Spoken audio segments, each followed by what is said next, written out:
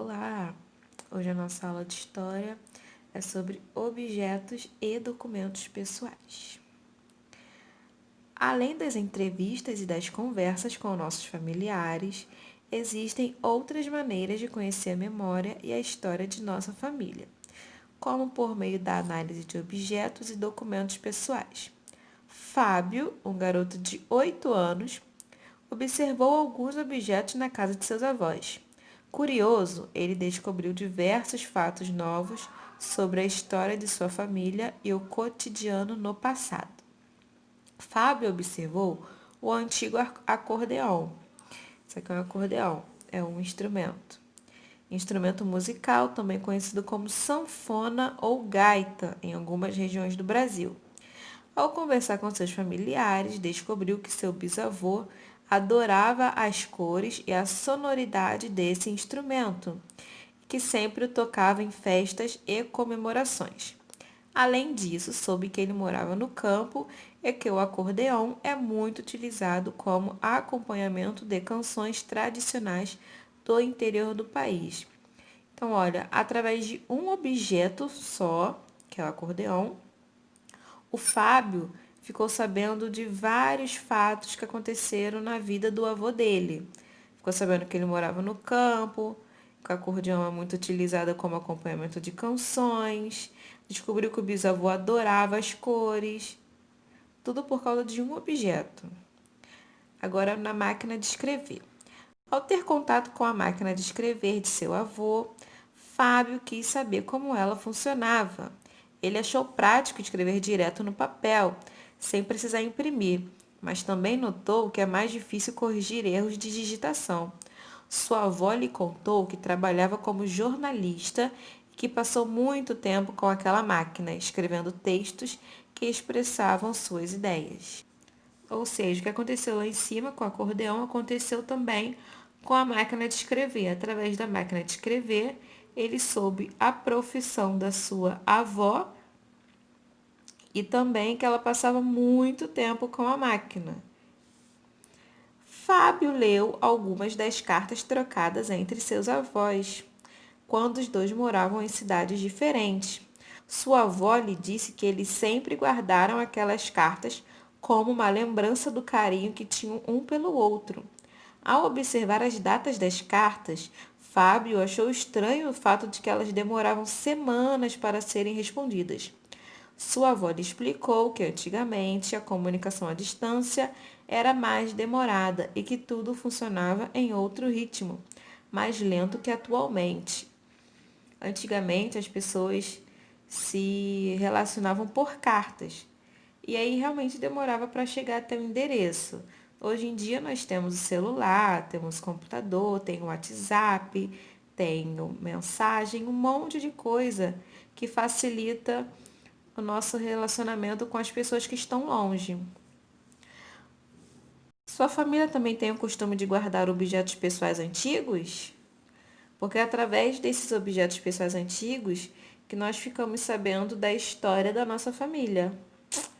Em sua opinião, por que alguns objetos pessoais antigos são guardados e outros são descartados? O que vocês acham? Por que alguns objetos são guardados e outros são jogados fora? Então, nessa página, nós vimos que através dos objetos, nós conseguimos ficar sabendo da história dos nossos antepassados, dos nossos avós e das nossas avós. Por meio da análise de documentos pessoais, podemos conhecer informações importantes sobre a história de vida das pessoas. Temos aqui alguns documentos pessoais de Ademar, o avô do Fábio. Ao analisar a cédula de identidade de seu avô, Fábio soube que a sua nacionalidade, o ano e a cidade em que ele nasceu, assim como pôde observar a aparência física de seu avô quando tinha 25 anos de idade. Aqui é o avô, olha, bem novinho, quando ele tinha 25 anos de idade. E aqui tem os dados da cidade que ele nasceu, o ano, que os nossos documentos têm. Na nossa identidade, nossa carteira de trabalho, certidão de nascimento. Ao analisar o título de eleitor de seu avô, Fábio descobriu qual era sua profissão naquele período, seu estado civil, se era solteiro ou se era casado, onde morava, onde votava e como era sua aparência quando tinha 34 anos de idade. Aqui em cima, na identidade, ele tinha 25 e aí passaram-se 9 anos e aqui ele já tinha 34 anos. É também legal ver os documentos pessoais porque a gente vê como o tempo passou para a pessoa. E aqui vocês vão responder: em que ano Ademar nasceu? E qual era a profissão de Ademar? Está aqui nesses documentos essas respostas. Aqui nessa página nós temos alguns documentos pessoais que são importantes fontes de informações. Tem a certidão de nascimento, que é o nosso primeiro documento de uma pessoa. Tem aqui o documento que é um dos mais utilizados, que é o documento de identidade, a carteira de identidade. Esse aqui é a carteira de trabalho, que a gente só passa a possuir quando vai precisar trabalhar. E aqui o título de eleitor, que nós precisamos para votar. Sem o título de eleitor, esse aqui é o primeiro documento de uma pessoa. É ela que comprova a nacionalidade dessa pessoa, ou seja, onde a pessoa nasceu, em que país a pessoa nasceu.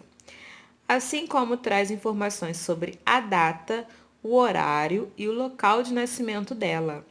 A primeira via da certidão de nascimento é gratuita, é um direito de toda criança. Com a certidão de nascimento, a criança pode obter vários direitos importantes, como ser matriculado em uma escola pública ou participar de programas sociais do governo.